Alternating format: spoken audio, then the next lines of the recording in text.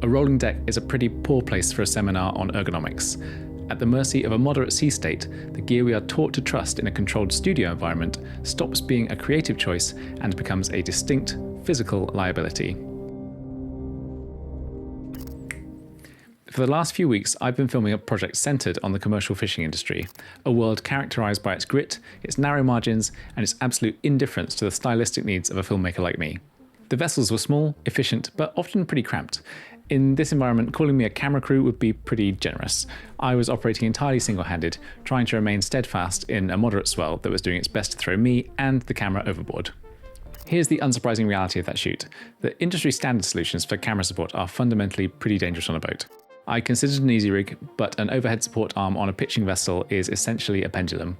It's a mechanical hazard that offsets your center of gravity from the boats in a way that can be pretty tricky to predict. I looked at camera saddles, those dependable staples of the documentary world, but while they don't tether you in a literal sense, they are structurally and ergonomically incompatible with wearing a life jacket. I required a system that functioned as a dynamic extension of my own skeletal structure. I needed a rig that didn't foul my PPE or require a master's degree in mechanical engineering to adjust with cold, wet hands. These necessities led me to the Bright Tangerine Create ecosystem. It possesses a functional authority that some of the industry defaults simply lack. Also, this project was the catalyst I needed to get really into shoulder shooting. While the handles and the shoulder pad are very much the visible interface of this rig, the actual intelligence lives in the foundation, the Universal Dovetail, or UDS. And to understand exactly why this component is so phenomenal, let's first examine the professional progression of camera standards, the ladder that we all have to climb as our work matures. Earlier in my career, I gravitated toward the Arca Swiss standard. It's elegant, it's compact, it's perfectly adequate for fair weather filmmaking on a tripod in a controlled environment with a reasonably small payload. However, as soon as you scale up into heavier, more complex builds, the exact kind required for a rigged up mirrorless or a small cinema body, you reach a professional crossroads.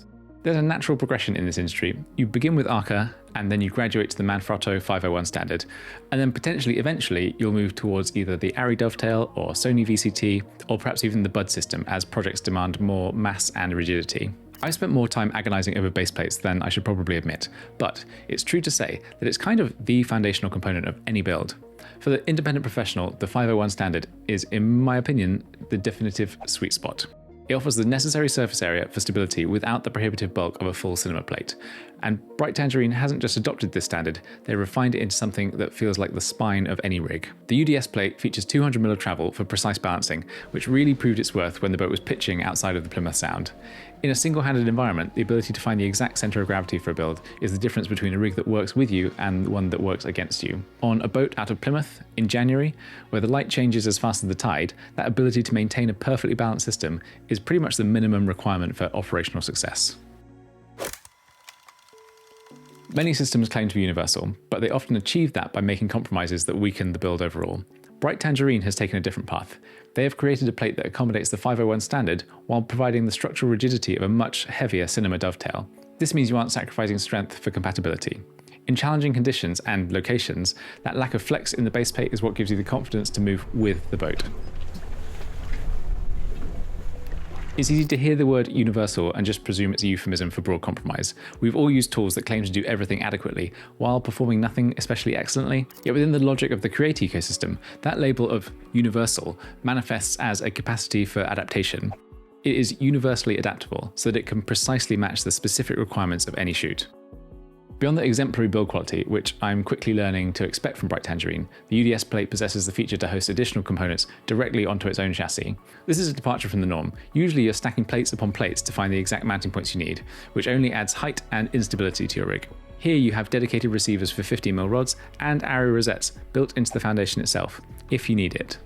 In some of the B-roll shots, you can see how this has allowed me, at times, to strip away the standard shoulder rig in favour of something that's even smaller and lighter. By mounting the essentials directly to the base plate, I could maintain a compact profile, and this was just great if I needed to grab the camera off the tripod for some quick coverage, and when I was on the trawler, I could build it back out to make it as stable and controllable as that environment demands. And it's exactly this modularity that meant that I was able to build a rig that sat into my frame rather than hung off of it. And it respects the fact that a solo operator's needs on a boat are vastly different from a crew's needs in a studio, and yet it's very much able to accommodate both ends of that spectrum. And they've really managed to focus on dense, efficient utility.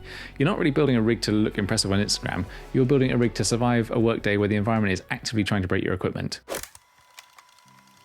There was a point during the shoot in Plymouth, pretty early on actually, when the salt was in my eyes, the deck was rolling through 60 degrees, and I couldn't feel my fingers. There was two things actually. One, I really thought, you know what, this is filmmaking. And two, I realised that all the careful consideration of kit and rigging and weatherproofing had paid off, because not only was I not worried about the camera, I wasn't thinking about it at all. It had just become, ergonomically at least, an extension of me. Having the right gear freed me to concentrate on the moment. Framing, composition, subject, story, and that felt pretty damn good. When you stop thinking about the gear and can concentrate completely on the image, you realise that the tools you chose are working exactly as anticipated. So you chose well. It's this bridge between the technical and the practical, between the ridiculous and the sublime, between hell and high water, that I'm trying to document here on Western Approaches. If you find any value in this kind of granular, field-tested perspective, go ahead and subscribe. And a like and a hype wouldn't go amiss either, although I'm not entirely sure what hyping does. Likewise, for more regular and in-the-moment updates, and also a look at how these builds evolve, including the more experimental maximalist setups I'm currently testing with the Nucleus M2 system, you can find me on Instagram, where I'm Jack Filmed. It's sort of a natural extension for these videos, showing the iterative process between the longer uploads. And however you choose to support my efforts and engage with the conversation, I appreciate the time you spend with these videos. Operating a camera single-handed on a fishing vessel requires a mindset remarkably similar to helming the inshore lifeboat. When you're on the water, the variables are completely indifferent to your creative vision. The tide, the wind, and the sea state require a specific type of decision-making. You can rarely afford to wait for the perfect wave. You mostly just have to play the hand you're dealt and manage the risks of the one that's currently looming over the bow. Filmmaking in high-consequence environments requires that same maritime rigour. When the schedule is slipping and the deck is pitching, you aren't a creative anymore. You're the person responsible for the safety of yourself, the gear, and the overall success of the project. One of the many low-grade frustrations of working solo is the persistent cognitive load of equipment maintenance. In dynamic locations, every moment spent looking down at your hands, hunting for a hex key in a pocket, is a moment your eyes aren't on the prize. I'm always interested in ways to maximise uptime during shoots, and Bright Tangerine has executed a pretty convincing no-tools philosophy when it comes to the create range that feels like a genuine evolution in ergonomic design. The shoulder pad, a durable rubber-coated EVA, utilises a magnetic touch system with 4 distinct locating positions, and this has allowed me to find the balance point of the rig just in seconds. If you swap a lens or move to a larger battery, I'm often juggling between 150s and 99s, and also sometimes sandwiching in the DJI transmission. You can shift the centre of gravity instantly without breaking the flow of the shoot. Not to bang on too much about the ILB, but if I need to alter the balance point and centre of mass of the boat, I have a lever within easy reach, so I can do that effortlessly. This rig is a bit like that. By the way, I'm trying to use lifeboat analogies when appropriate because someone said it's a good way to communicate an air of calm authority and to demonstrate I operate comfortably in high trust environments, but let me know if I overdo it. It's hard to find that sweet spot. As a solo operator, your handles are your primary inputs. They are the interface through which you feel the balance and weight of the build. In the B-roll, you'll see 2 distinct philosophies of control that I've been testing with this system. First, there are the Kasbah hand grips. The resin matrix is a masterclass in ergonomic design. They provide a level of physical connection to the camera that is, at its simplest, just really nice to use. Not only do they feel like a natural extension of the rig's chassis, obviously, but their mechanical simplicity meant there was no electronic point of failure to worry about, no batteries to swap in salt spray, and no fear whatsoever of the rig slipping out of cold, wet hands. While the Kasbah grips would have absolutely been my first choice for this project, if I had someone in the warm and dry pulling focus for me, I had no such luxuries. So instead I swapped them out for the Nucleus M2 handles, which aren't bad by any means, but once you've used the Kasbah grips, anything is going to be a bit of a downgrade. I was able to pretty well protect the M2 system from the elements though, and as such was able to operate single-handed, wirelessly controlling focus, zoom, and run stop from the grips, without drama. I will do a full episode on the M2 once I've used it on a few more projects. It's easy to assume that truly professional grade kit, the kind that will comfortably survive the Atlantic day after day, year after year, requires a leap into a price bracket that remains the preserve of well-heeled rental houses. However, the brilliance of the Create range is that it offers access to that same engineering lineage at a price point that respects the margins of independent professionals, like you and me. For my business, I try to view gear through the lens of long-term utility. It is so easy to be drawn into chasing the latest sensor, but cameras are actually very transient assets. Their value depreciates the moment a newer model is announced. Mechanical architecture, however, is a much more multi-year investment, especially when that's camera body agnostic. So a dependable foundation like the UDS plate is, for my money, a real strategic asset. I've mentioned before that Bright Tangerine has loaned me a bunch of this kit. What I didn't mention is that I was actually already a Bright Tangerine customer and had already bought and started building out my own UDS-based rig. So when I say for my money, that's not just a figure of speech, it is actually my money. They did loan me the shoulder rig though, and various other bits, which has been a really fantastic chance for me to work out exactly which parts are valuable for my use case. One feature I didn't utilise is the VCT14 interface. On the water, obviously a tripod would have been a bit of a liability. In future though, I do wonder if I'll be adding a VCT receiver to my setup. Either way, between the VCT and the 501 spine, this rig is a viable asset, whichever direction my projects grow in.